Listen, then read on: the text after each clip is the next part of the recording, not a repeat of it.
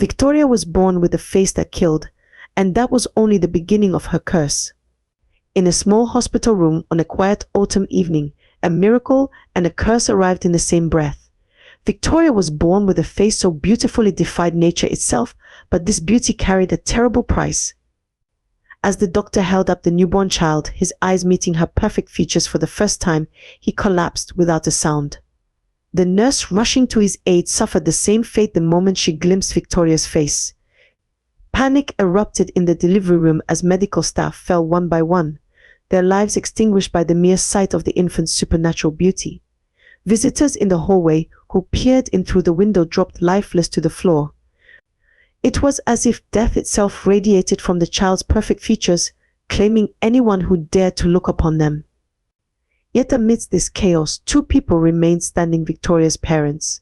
Her mother, still exhausted from labor, gazed upon her daughter's face with tears of joy and love streaming down her cheeks. Her father, who had initially staggered back in horror at seeing others fall, found himself drawn to his daughter's face by an overwhelming parental love. Their deep, unconditional affection for their child somehow shielded them from the deadly effect that claimed everyone else. In the aftermath of that fateful night, Victoria's parents faced an impossible decision. Their daughter's extraordinary condition meant she could never live a normal life. Every glance at her uncovered face would bring instant death to any onlooker. They watched in anguish as the hospital scrambled to explain the mysterious deaths, but they knew the truth they could never share. Taking their precious daughter home, they transformed their house into a sanctuary and a prison. Windows were carefully covered, mirrors were removed, and strict rules were established about visitors. They hired help through agencies, carefully instructing workers never to enter certain areas of the house.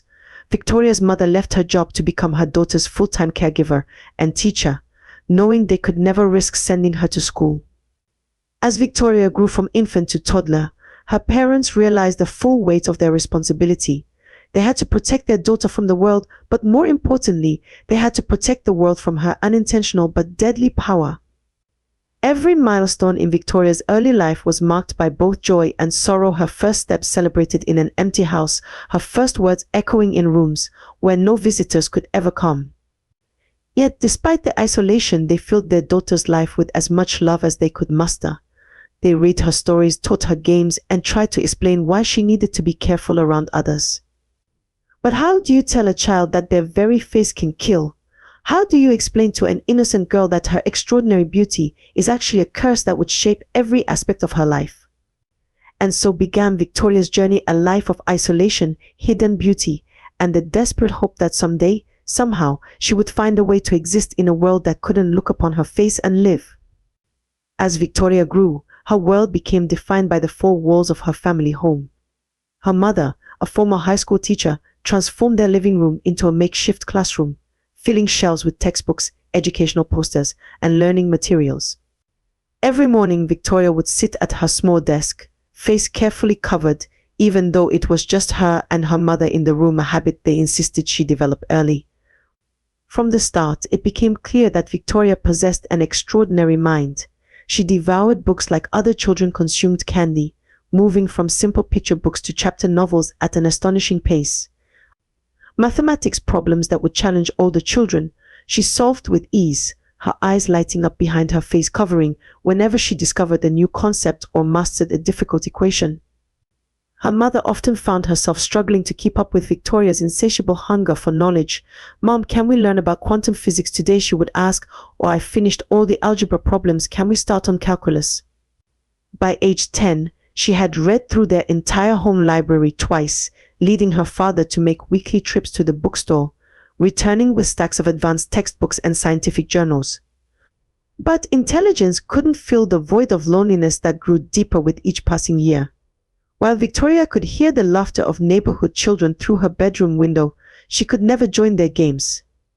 She would stand at her window, carefully hidden behind thick curtains, watching as kids her age rode their bikes, played hopscotch, and shared secrets.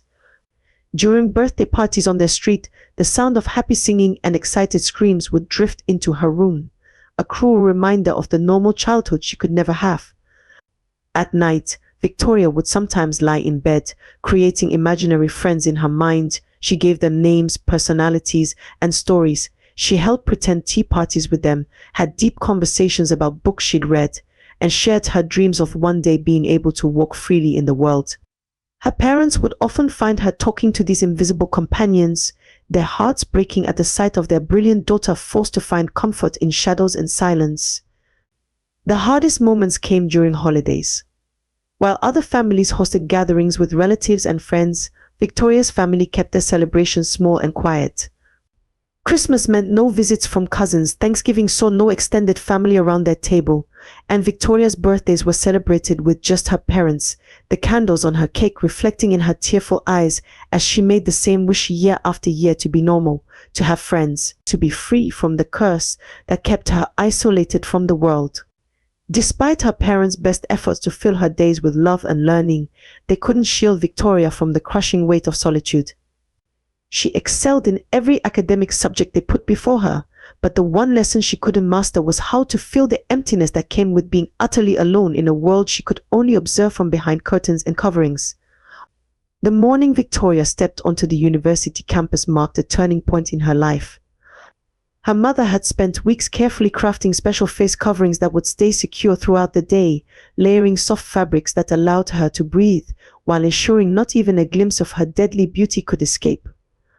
Her father had chosen this particular university for its diverse student body, hoping Victoria's covered face might attract less attention among students from various cultural backgrounds. Walking through the campus gates that first day, Victoria's heart pounded beneath her carefully wrapped coverings. Students bustled past her, some casting curious glances her way, others too absorbed in their own conversations to notice. She clutched her textbooks tightly to her chest, a shield against the stares and whispers that followed her down the hallway. The fabric around her face felt heavier than usual, weighted with the responsibility of keeping everyone around her safe. But everything changed when Victoria raised her hand in her first advanced physics lecture. Her answer to the professor's complex question was so thorough, so brilliantly articulated, that the entire lecture hall fell silent. The professor, initially skeptical of the mysterious covered student in the back row, found himself increasingly impressed by her insights. Soon Victoria's academic prowess became the talk of the science department. In mathematics, she solved equations that stumped even the teaching assistants. In literature, her analysis of classic texts revealed layers of meaning others had missed.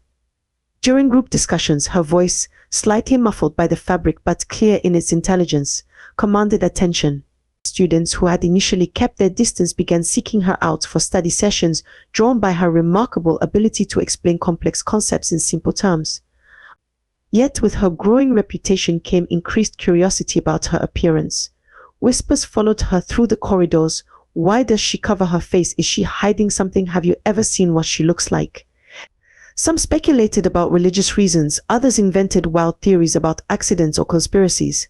Victoria heard them all but kept her focus on her studies, knowing the truth was far more dangerous than any rumor they could imagine.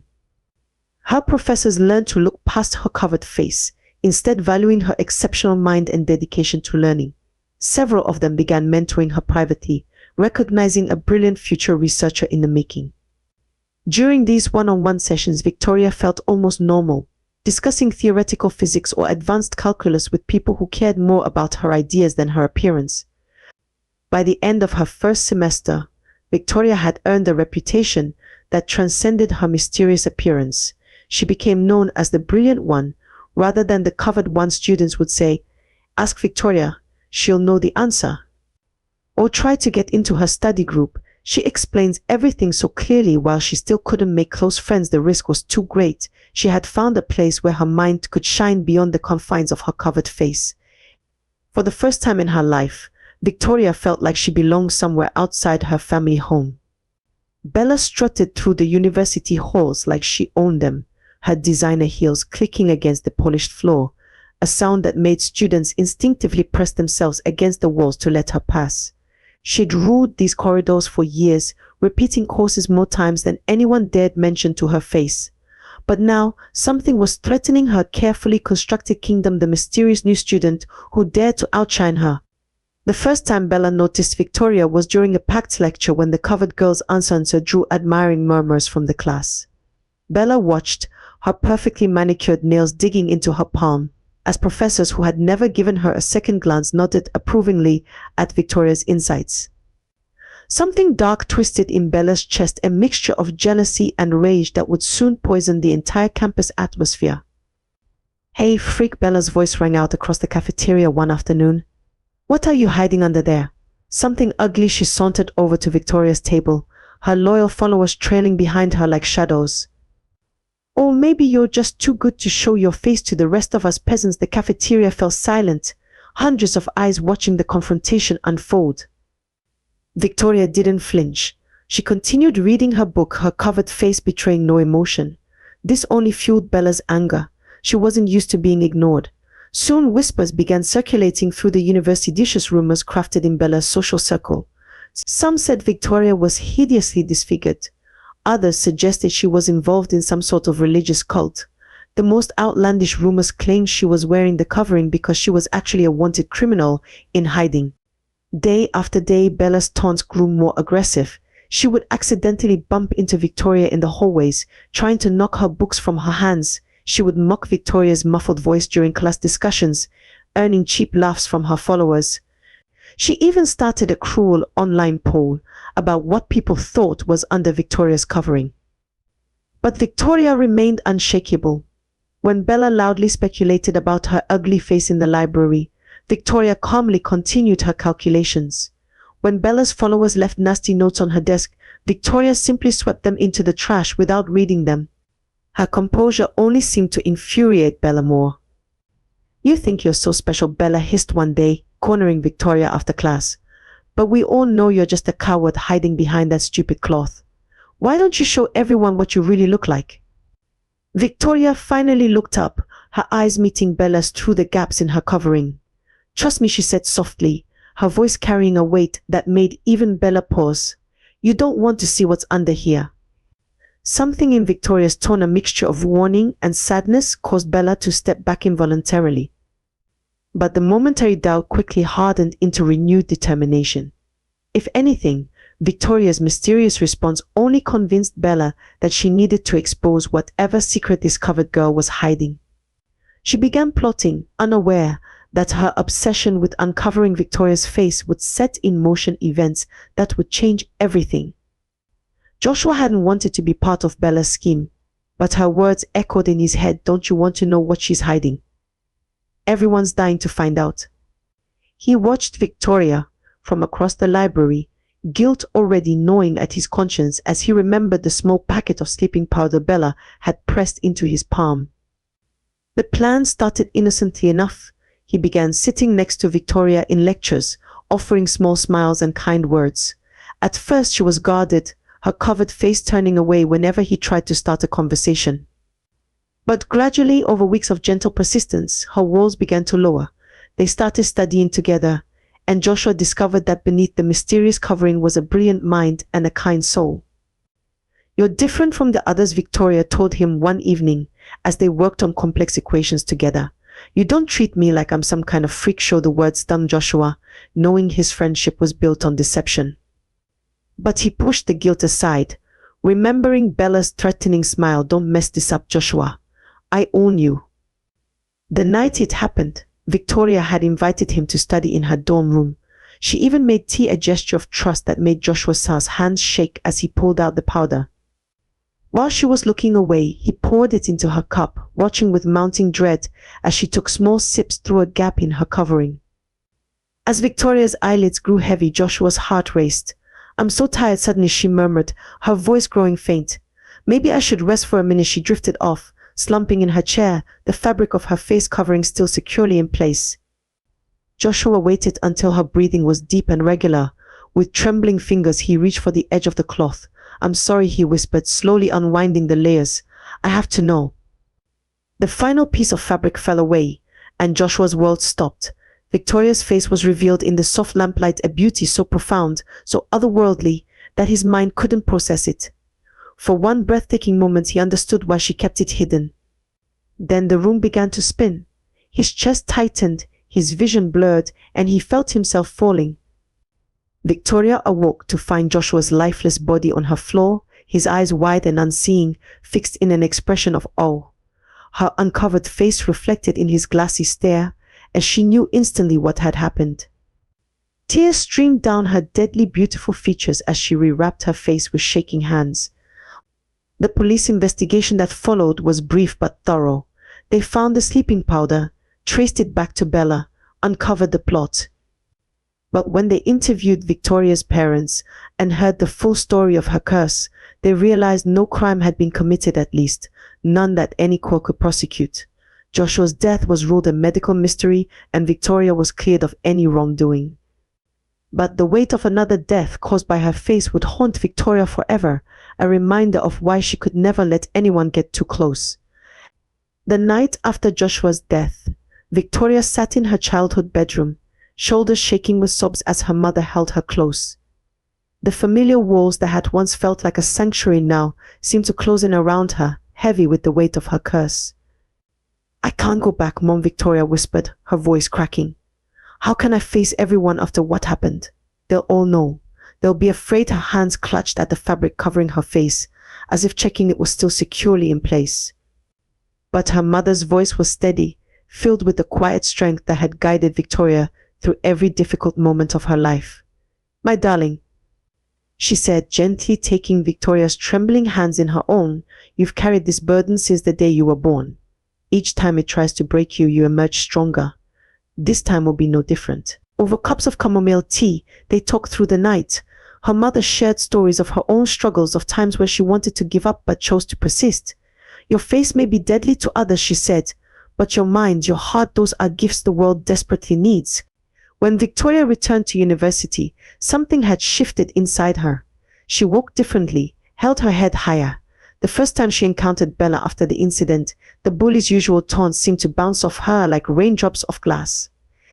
"How does it feel to have blood on your hands?" Bella sneered in the crowded hallway, expecting Victoria to crumble. Instead, Victoria turned to face her tormentor directly.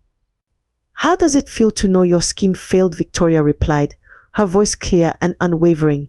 "You wanted to humiliate me, but all you did was reveal your own cruelty." The surrounding students fell silent, stunned by this new confident Victoria. In classes, Victoria's hands shot up more frequently, her voice growing stronger with each contribution. She stopped hiding in the back rows and began sitting front and center, her academic excellence becoming a shield against the whispers and stares. Professors who had been impressed before were now astounded by her insights, her determination, her unflagging pursuit of knowledge. Late one evening, as Victoria pored over her advanced physics textbook in the library, she caught her reflection in a window. Though her face remained covered, she could see in her eyes a spark that hadn't been there before. She remembered her mother's words, "Your curse doesn't define you. Your response to it does." She began mentoring struggling students, her covered face becoming associated with patience and wisdom rather than mystery and tragedy. Those who had once avoided her now sought her help, drawn by her brilliant mind and generous spirit. Even Bella's attempts at bullying began to fall flat as more students stood by Victoria's side. "You know what's funny?" Victoria told her mother during one of their weekly calls. "For the first time in my life, I feel truly seen, not despite the covering, but because of who I am beneath it." Her mother's proud smile could be heard in her response. "That, my dear, is what real beauty looks like." The day Dennis walked into the advanced physics lecture, the entire dynamics of the classroom shifted. Tall, with kind eyes and an easy smile, he carried himself with a quiet confidence that drew everyone's attention. Even Professor Matthews stumbled over his equations when Dennis raised his hand to ask an astute question about quantum mechanics. Bella's reaction was immediate and predictable. She fluffed her hair, straightened her designer blouse, and strategically positioned herself near the door to intercept Dennis after class. Her practiced smile was ready, the same one that had ensnared countless others before him. "Hi, I'm Bella," she purred, stepping into his path. "You must be new here. I'd be happy to show you around campus." She touched his arm lightly, a move that usually worked like magic. But Dennis simply stepped back, his expression polite but distant. "Thanks, but I can find my way around." He moved past her, leaving Bella standing there, her perfectly manicured hand still suspended in air. Instead, Dennis found himself drawn to the quiet, covered figure who had offered thoughtful corrections to the professor's complex theoretical framework. "That was impressive," he said, settling into the seat next to Victoria in the library later that week. You really understand this stuff? Victoria tensed initially, waiting for the mockery or hidden agenda that usually followed such approaches. But Dennis just opened his textbook and asked her to explain the concept again. Hours slipped by as they discussed physics, their conversation flowing naturally from academic theories to personal philosophies. Days turned into weeks, and their friendship deepened. Dennis never asked about her covering, never treated it anything but normal. He valued her mind, laughed at her dry humor, and shared his own dreams of becoming a research scientist. From across the cafeteria, Bella watched their growing closeness with mounting rage. She saw how Dennis leaned in to hear Victoria's soft voice, how he seemed to forget everyone else when they were deep in conversation. The whispers around campus only fueled her anger. Have you seen how Dennis looks at Victoria? They're perfect for each other. He doesn't even notice other girls anymore. Bella's attempts to win Dennis's attention grew increasingly desperate. She accidentally spilled coffee near them in the library, interrupted their study sessions with fake questions, and even spread rumors about Victoria's involvement in Joshua's mysterious death. But Dennis remained unmoved, his friendship with Victoria only growing stronger. You don't understand what you're getting into. Bella cornered Dennis one day, her voice sharp with jealousy. There's something wrong with her. Why else would she hide her face? Dennis's response was calm but firm. The only thing wrong here is how desperately you're trying to tear down someone who's never done anything to hurt you. He walked away, leaving Bella seething. That evening, as Victoria and Dennis worked on their physics project, their heads bent close together over complex calculations, Bella watched from afar, her jealousy curdling into something darker. She began to plot, unaware that her next scheme would change everything in ways she could never imagine. The confrontation that had been brewing for months finally erupted on a sunny afternoon in the university courtyard. Bella, frustrated by Dennis's continued rejection and Victoria's growing confidence, decided to make one last public attempt to humiliate her rival. "Hey, freak!" Bella's voice cut through the peaceful afternoon air. "Graduation's coming up." Planning to hide behind that rag forever, she stood with her usual posse, expecting the same silent treatment Victoria had always given her. But Victoria had changed. Months of friendship with Dennis, her mother's unwavering support, and her own growing self-assurance had transformed her. She turned slowly to face Bella, and for the first time, the entire courtyard fell silent in anticipation. "You know what's interesting, Bella?" Victoria's voice was clear and steady. "You've been here so long, you've watched 3 different classes graduate. Yet here you still are, bullying others to hide your own failures." The crowd gasped, and several students covered their mouths to hide their smiles. Bella's face reddened. "At least I don't hide my face like a coward." "No," Victoria replied calmly, "you just hide everything else. Like how your designer bags are knockoffs, or how you can barely pass basic classes despite being here for years. Or should we talk about the sugar daddies who fund your expensive lifestyle while your parents struggle in their village?" The courtyard erupted in whispers. Students who had long feared Bella's influence were now openly laughing. Bella's loyal followers began stepping away from her, not wanting to be associated with her humiliation. "You don't know anything about me," Bella screamed, but her voice cracked with uncertainty. "I know enough," Victoria responded. "I know you're so insecure about your own worth that you have to tear others down to feel better. But it's not working anymore, Bella. Not with me, not with Dennis, not with anyone." As if on cue, Dennis stepped forward from the crowd, moving to stand beside Victoria. The gesture wasn't lost on anyone, the handsome, popular student choosing to publicly align himself with the covered girl over the former queen bee of the university. Bella looked around desperately, but found no allies. Her carefully constructed facade had crumbled, and with it, her power over the student body. With tears streaming down her face, she turned and ran from the courtyard. In the aftermath, students surrounded Victoria, offering congratulations and support. But Dennis gently led her away from the crowd, taking her to their favorite quiet spot under an old oak tree. "I've been wanting to tell you something," he said softly, taking her hands in his. "I love you, Victoria, not despite your covering, not because of any mystery. I love your brilliant mind, your kind heart, your quiet strength. I love who you are." Victoria's eyes welled with tears behind her covering. For the first time in her life, someone outside her family had seen her true self, had loved her completely, without needing to see her face. It was a moment of pure acceptance that would change everything. The weekend after their confrontation with Bella, Dennis invited Victoria to his apartment. Away from prying eyes, they sat close together on his worn couch, talking for hours about everything and nothing. For the first time since Joshua's death, Victoria felt truly at peace, her guard slowly lowering in the presence of Dennis's gentle acceptance. As evening turned to night, their conversation grew more intimate. Dennis reached out, tenderly touching the edge of her covering. "I wish you could see yourself the way I see you," he whispered. Victoria's heart raced, torn between terror and trust. Then it happened, a simple accident that would change everything. As Dennis leaned in closer, his hand accidentally caught the edge of her covering. The fabric slipped, and before Victoria could react, it fell away completely. Her beautiful, deadly face was exposed in the soft lamplight.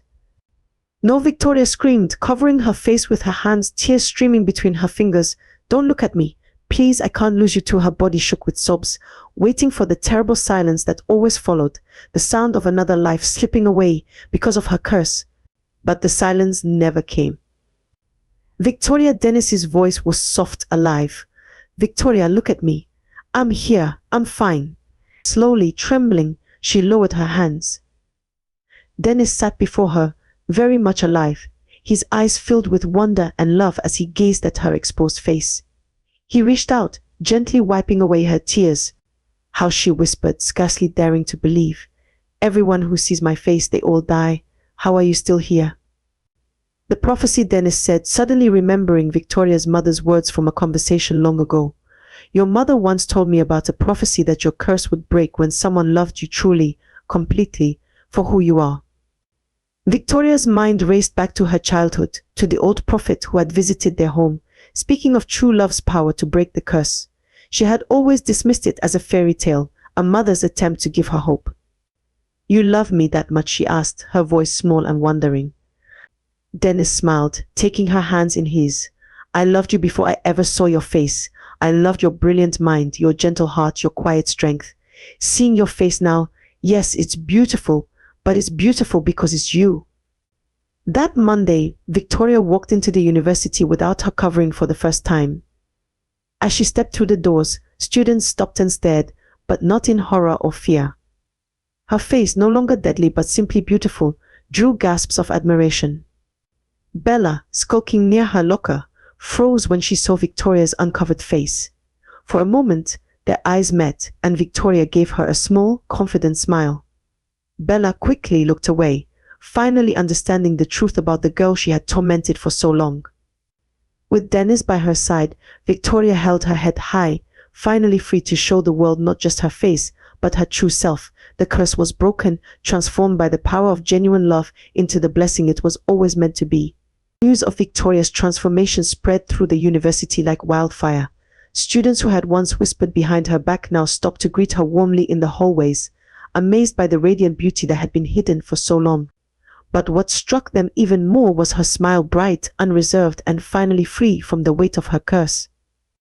In the cafeteria, where she had once sat alone or only with Dennis, Victoria's table became a gathering place for students eager to know the real person behind the former mystery. Her laugh, no longer muffled by layers of fabric, rang out clear and genuine as she shared stories with her new friends. The same intelligence and kindness that had shone through her covering now paired perfectly with her exposed face, making her even more approachable. Bella watched this transformation from the shadows, her usual confident strut reduced to a hesitant shuffle. The sight of Victoria's unveiled beauty had shattered her last vestiges of superiority.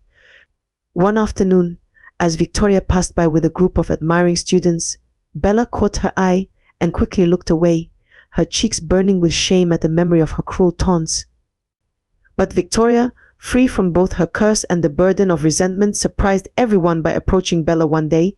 "The past is behind us," she said softly, extending an olive branch to her former tormentor. "Maybe it's time for both of us to start fresh." Bella, humbled by this unexpected kindness, could only nod, tears welling in her eyes. Dennis beamed with pride watching Victoria flourish. During their quiet moments together, he would often catch her touching her face in wonder, still amazed that she could exist in the world without fear of harming others. "You were always beautiful," he would remind her, but now everyone can see what I saw all along, your true self." Victoria's mother visited the campus one day, tears streaming down her face as she watched her daughter moving freely among her peers. The prophecy had come true in ways she had hardly dared to hope. Her daughter was not just surviving but thriving, her extraordinary beauty now a gift rather than a curse. As graduation approached, Victoria was chosen as the student speaker. Standing at the podium, looking out at the sea of faces she could now see clearly, faces that could look back at her without fear, she felt a profound sense of peace. "Our greatest limitations," she told her fellow graduates, her voice strong and clear, "often hide our greatest gifts. Sometimes it takes someone believing in us, loving us exactly as we are, to help us see that truth."